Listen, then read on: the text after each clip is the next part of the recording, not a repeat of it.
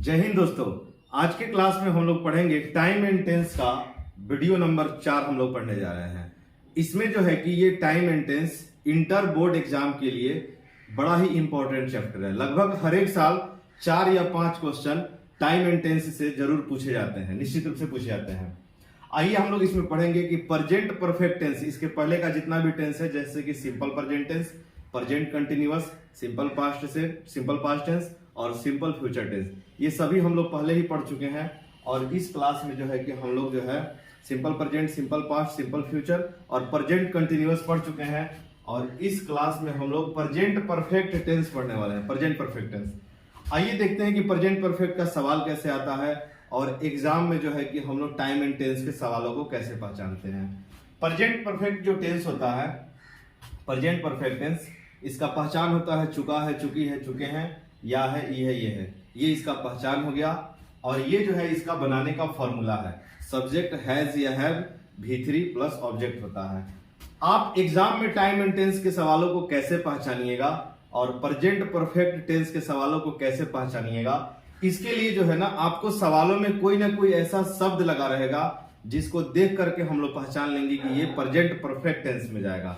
जैसे यदि सवाल में यदि क्वेश्चन में ऑलरेडी, जस्ट या जस्ट नाउ या टिल नाउ या सो फार या एट आपको अंत में मिलेगा, और जो है कि बिफोर भी आपको अंत में ही मिलेगा, या फिर एवर EVER।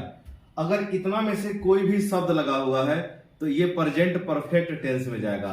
इसके अलावा भी और बहुत सारा शब्द होता है, लेकिन आपको इतना ही याद रखना है, परीक्षा के लिए इतना इंपॉर्टेंट है, काफी है। आपका इससे ज्यादा सवाल, इससे ज्यादा जो है कि इस रूल से ज्यादा कुछ नहीं पूछ सकता है।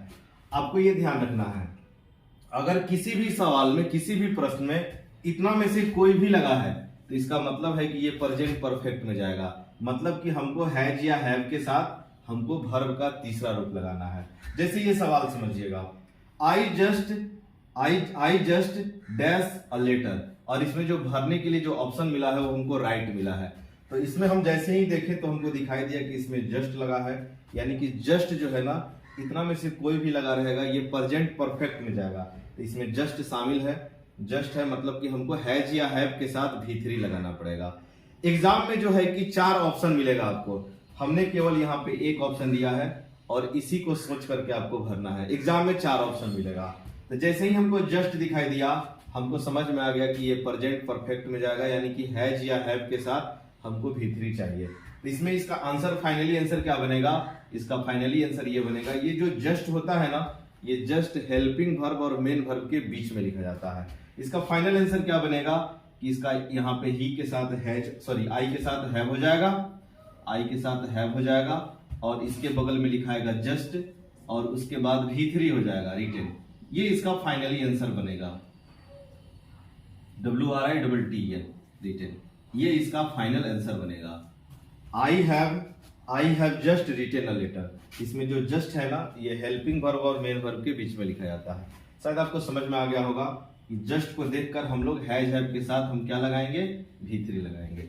आइए इस सवाल को देखते हैं, ही डैश्ड इट, और ये फुल स्टॉप हो गया है। इसमें आपको ये शब्द भरना है। तो जैसे ही हम देखें इस सवाल को तो हमको ये दिखाई दिया कि इसमें 8 लगा हुआ है, इतना में से कोई भी शब्द लगा रहेगा तो वो प्रेजेंट परफेक्ट में जाएगा। मतलब कि आपको हैज या हैव के साथ V3 लगाना पड़ेगा। तो हमको समझ में आ गया कि 8 देखकर हमको हैज या हैव के साथ V3 लगाना है। इसका फाइनल आंसर ये बनेगा कि ही के साथ हम लोग हैज चाहिए, और इसमें नॉट, जब भी 8 आता है ना तो उसमें नॉट जरूर आता है, इसमें नॉट आएगा, और जो है कि वर्ब का तीसरा रूप यहाँ पे RETURNED रिटर्न, ये इसका फाइनल आंसर ये बन जाएगा। शायद आपको समझ में आ गया होगा कि इतना में से अगर कोई भी शब्द अगर आपको सवालों में दिखता है तो आपको जाना है प्रेजेंट परफेक्ट टेंस में, यानी हैज या हैव के साथ आपको V3 लगाना है। आपको पिछले क्लास में हम बताए थे कि केवल जो है ना टाइम एंड टेंस के सवालों को बनाने के लिए आपको क्या करना है, सवालों में कुछ ऐसे शब्द लगे होंगे जिसको देख करके हम लोग ये पहचानेंगे कि ये कौन से टेंस में जाएगा। जैसे सिंपल प्रेजेंट टेंस में मैंने आपको बताया था, आप सभी पिछले वीडियो में देख सकते हैं, टाइम एंड टेंस का टोटल वीडियो जो है कि प्ले लिस्ट में ये सब मौजूद है। आपको बताए थे कि सिंपल प्रेजेंट टेंस में क्या होता है, जिस वाक्य में डेली लगा हो, एवरीडे लगा हो, डेली लगा हो, एवरीडे लगा हो, usually, generally, habitually, once a day, once a month, once a year, twice a day, twice a month, twice a year, इस तरह का जो भी शब्द लगा हो या प्राकृतिक घटना हो तो उसको हम लोग सिंपल प्रेजेंट में बनाते हैं। फिर इसके बाद जो है कि सिंपल पास्ट का हमने बताया था कि जिस वाक्य में एगो लगा हो, स्टडे लगा हो, द अदर लगा हो, लास्ट लगा हो, ये सिंपल पास्ट में जाता है। इसके अलावा जन्म और मृत्यु को सिंपल पास्ट में लिखते हैं। जन्म का फॉर्मूला सब्जेक्ट वाज या वर V3 प्लस ऑब्जेक्ट होता है और मृत्यु सब्जेक्ट V2 ऑब्जेक्ट होता है। फिर हमने बताया था ऐतिहासिक घटना को भी सिंपल पास्ट में लिखते हैं। इसके अलावा जो कोई भी आविष्कार हुआ है वो भी सिंपल पास्ट में लिखते हैं। फिर हमने अगला जो टेंस हम लोग पढ़े थे उसमें सिंपल फ्यूचर टेंस था। सिंपल फ्यूचर में हमने बताया था कि जिस वाक्य में टुमारो लगा हो, सिंपल फ्यूचर टुमारो लगा हो और जो है विदिन लगा हो, सुन लगा हो या नेक्स्ट लगा हो, उसको हम लोग लिखते हैं सिंपल फ्यूचर टेंस में। और जो है कि फिर अगला टेंस हमने बताया था प्रेजेंट कंटिन्यूअस टेंस, यानी कि हम लोग प्रेजेंट कंटिन्यूअस सब्जेक्ट इज या एम या are V4 plus object. Present continuous में हमने शब्द बताया था जिस वाक्य में नाउ लगा हो, at present, at this moment, be silent, keep quiet, hurry up, ये सबका सब प्रेजेंट कंटिन्यूअस में जाता है। इसी तरह से ये प्रेजेंट परफेक्ट है जिस वाक्य में ऑलरेडी लगा हो, जस्ट नाउ, टिल नाउ, सो फार, एट, एवर, ठीक है, ये सबका सब ऑलरेडी, ये सबका सब जो है कि ये सबका सब प्रेजेंट परफेक्ट टेंस में लिखा जाता है। तो आपको केवल क्या करना है परीक्षा के लिए, इन शब्दों को ध्यान में रखना है और ये शब्द को ही देख करके आप पहचान लेंगे कि ये किस टेंस में जाने वाला है और उस टेंस के नियम के आधार पर आपको बस स्ट्रक्चर पे बैठा देना है। तो ये प्रेजेंट परफेक्ट टेंस हो गया है। आइए हम लोग देखते हैं दो और इंपॉर्टेंट नियम जो परीक्षा की दृष्टि से बड़ा ही इंपॉर्टेंट है और अक्सर एग्जाम में पूछता है। आइए देखते हैं उन सवालों को।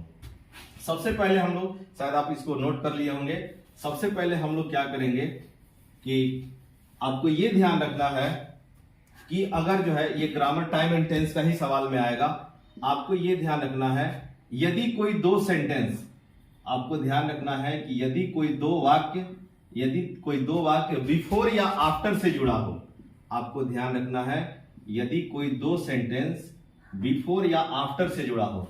बिफोर का मतलब होता है पहले और आफ्टर का हिंदी होता है बाद में। ये बिफोर और आफ्टर जो है प्रीपोजिशन भी है और कंजंक्शन भी है। ये प्रीपोजिशन कब माना जाएगा और कंजंक्शन कब माना जाएगा, यदि इसके द्वारा, अगर इसके द्वारा जो है कि दो ठो वाक्य जुड़ा है तब ये कंजंक्शन है, और आफ्टर के द्वारा यदि दो ठो वाक्य जुड़ा है तो ये कंजंक्शन है। इसमें नियम क्या आपको ध्यान रखना है, ये बड़ा ही आसान नियम है और परीक्षा में बड़ा ही पूछता है। आपको ये ध्यान रखना है कि यदि कोई दो ठो वाक्य बिफोर से जुड़ा है तो बिफोर का मतलब होता है पहले, आपको ऐसे याद रखना है, बिफोर का मतलब होता है पहले, तो पहली घटना पहले। आफ्टर का मतलब बाद में, तो पहली घटना बाद में। आपको ऐसे याद रखना है, बिफोर का मतलब पहले तो पहली घटना पहले, आफ्टर का मतलब बाद में तो पहली घटना बाद में। जब इसमें पहली घटना बाद में हो गई तो दूसरी घटना पहले हो जाएगी, इसमें पहली घटना पहले हो गई तो दूसरी घटना बाद में हो जाएगी। ऐसे आपको दिमाग में सेट रखना है। और पहली घटना जो है ना हमेशा हैड प्लस V3 में लिखा जाएगा, पहली घटना हैड प्लस V3 में लिखा जाएगा। पहली घटना सब्जेक्ट हैड V3 ऑब्जेक्ट, और दूसरी घटना को V2 में लिखते हैं, दूसरी सब्जेक्ट V2 ऑब्जेक्ट, ये दूसरी घटना हो गई। आपको याद रखना है बिफोर का मतलब पहले तो पहली घटना पहले, आफ्टर का मतलब बाद में तो पहली घटना बाद में। यानी पहली घटना को हम लोग हैड V3 में लिखते हैं और दूसरी घटना को V2 में लिखते हैं। तो इसमें लिखा आएगा पहली घटना बाद में है तो ये हैड V3 बाद में हो जाएगा, और इसमें दूसरी घटना पहले है तो ये इसमें दूसरी घटना को V2 में लिखते हैं, सब्जेक्ट V2 ऑब्जेक्ट। ये हो गया इसका स्ट्रक्चर। ये बड़ा ही इंपॉर्टेंट है और परीक्षा में कई बार सवाल इस पे आया है। आइए आपको सवालों के माध्यम से बताते हैं कि एग्जाम में सवाल कैसे आता है। आइए आपको सवालों के माध्यम से बताते हैं। इसमें जो सवाल है आप देखिएगा, सवाल क्वेश्चन ये है कि द पेशेंट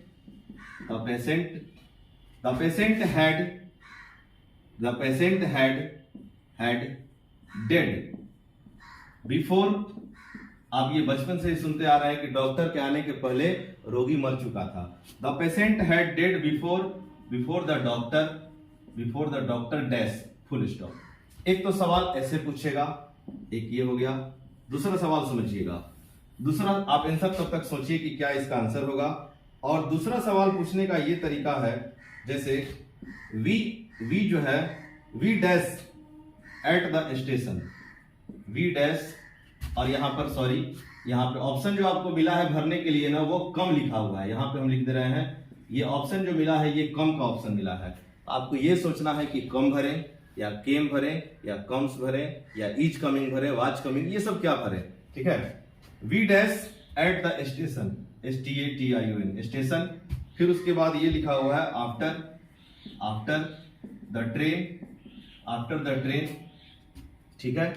और जो है कि यहां पर लिखा हुआ है हैड लेफ्ट, ये सवाल है।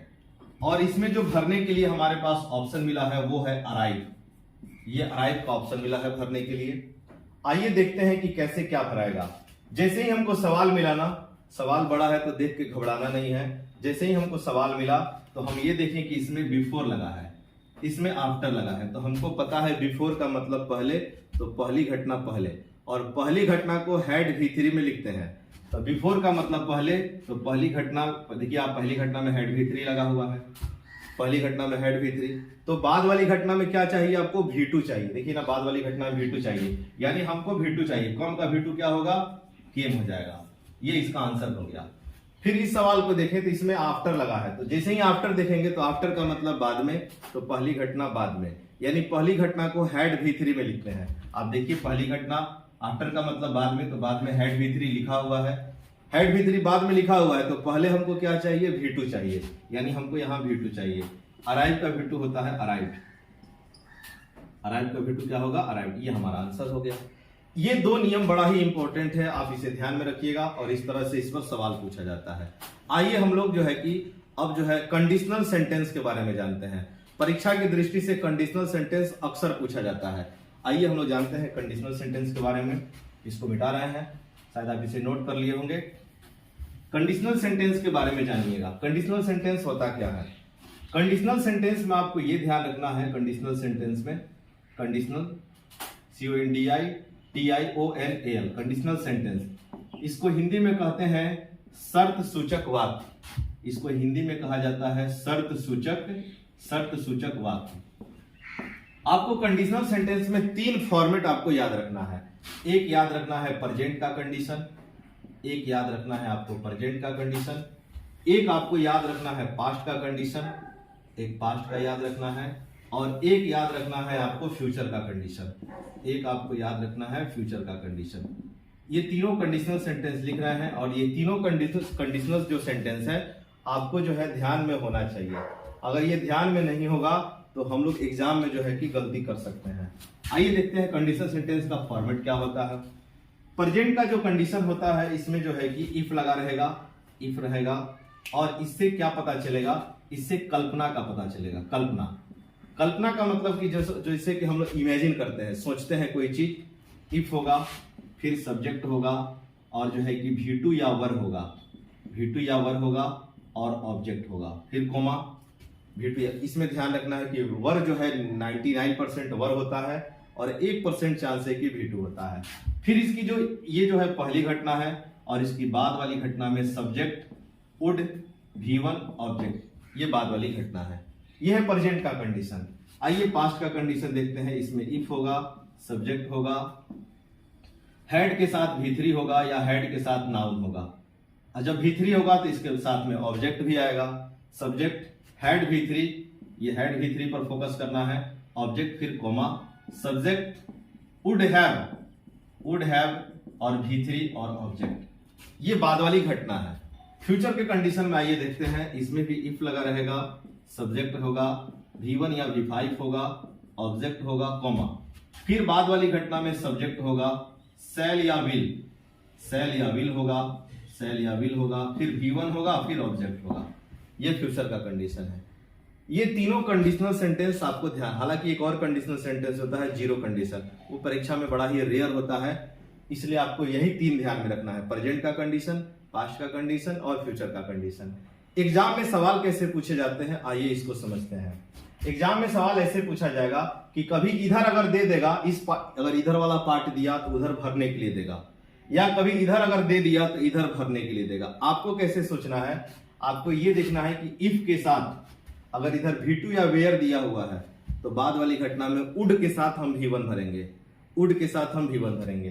फिर हम लोग ये देखेंगे अगर इफ के साथ हैड V3 दिया हुआ है तो बाद वाली घटना में उड हैव के साथ V3 भरेंगे। फिर आपको ये सोचना है अगर इफ के साथ V1 या V5 दिया हुआ है तो बाद वाली घटना में सेल या विल के साथ हम V1 भरेंगे, सेल या विल के साथ हम V1 भरेंगे, यही सोचना है। या फिर कभी कभी क्या करता है कि अगर इधर सेल विल के साथ दिया हुआ है V1 तो हमको ये समझ जाना है, अगर इधर सेल या विल के साथ V1 दिया हुआ है तो हमको ये समझ जाना है इफ के साथ यहाँ पे जो भी सब्जेक्ट होगा उसके अनुसार V1 या V5 भरना है। कभी कभी क्या होता है कि इस चीज को उलट करके देता है, कहने का मतलब इस फॉर्मेट को पहले और इस फॉर्मेट को बाद में, तो उससे घबराना नहीं है, नियम को वही फॉलो करना है। इफ के साथ सब्जेक्ट V1 या V5 और बाद वाली घटना में सेल या विल के साथ V1 भरना है। शायद आपको समझ में आ गया होगा ये स्ट्रक्चर। आइए कुछ सवालों पे देखते हैं कि सवाल एग्जाम में आते कैसे हैं। इसका पहला नंबर क्वेश्चन देखिएगा, इसका पहला नंबर जो क्वेश्चन है इसको समझिएगा। जैसे सवाल ये दिया है कि आई शैल टीच हिम, कोमा नहीं होगा, सॉरी, यहां पर इफ होगा, इफ आई, अगर ये जो है ना, अगर इफ बाद में आए तो कोमा हटा दिया जाता है। If he dash full stop, और ब्रैकेट में हमको मिला है कम भरने के लिए। एक ये सवाल हो गया, आप तब तक सोचिए कि आंसर क्या होना चाहिए। दूसरा नंबर क्वेश्चन ये है कि दूसरा नंबर जो क्वेश्चन है ये है he will not go out if it dash, और ब्रैकेट मिला है रेन भरने के लिए। और क्वेश्चन नंबर 3 को समझिएगा, क्वेश्चन नंबर 3 को, क्वेश्चन नंबर जो इसका 3 लिखा हुआ है, इफ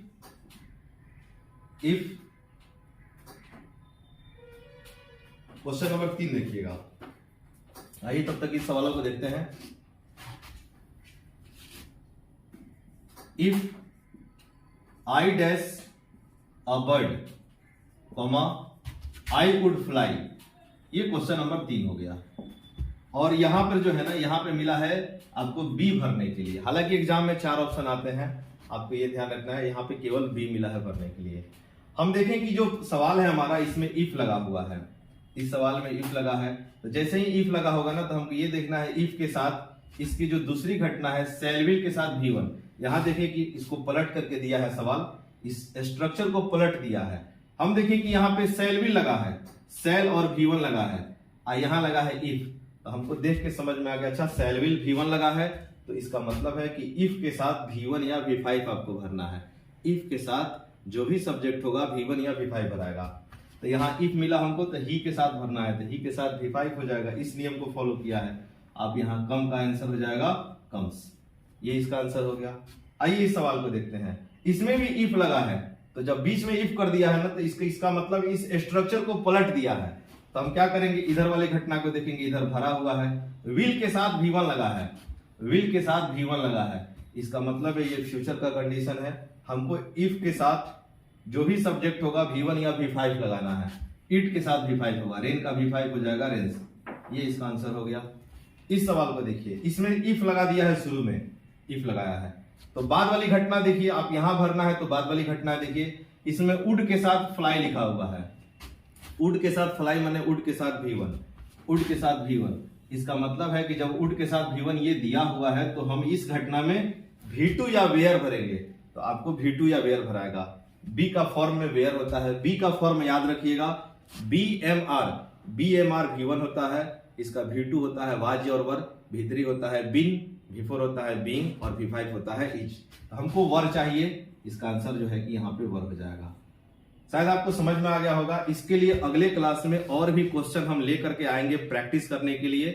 तब तक के लिए आप इसको ध्यान से रखिए और अच्छे से पढ़ लीजिए, कंप्लीट कर लीजिए। और टाइम एंड टेंस का और भी वीडियो प्लेलिस्ट में मौजूद है, 3 वीडियो ऑलरेडी हो चुका है, ये वीडियो नंबर 4 है। आप पूरे वीडियो को जरूर देखिएगा और जो है कि आप क्या करिए, क्वेश्चन बैंक से, जो बिहार बोर्ड के जितने भी क्वेश्चन बैंक है ना, उस क्वेश्चन बैंक से प्रीवियस ईयर के सवालों को बनाइए और फिर देखिए कि क्या आपके सवाल आपके सवाल बन पा रहे हैं या नहीं बन पा रहे हैं।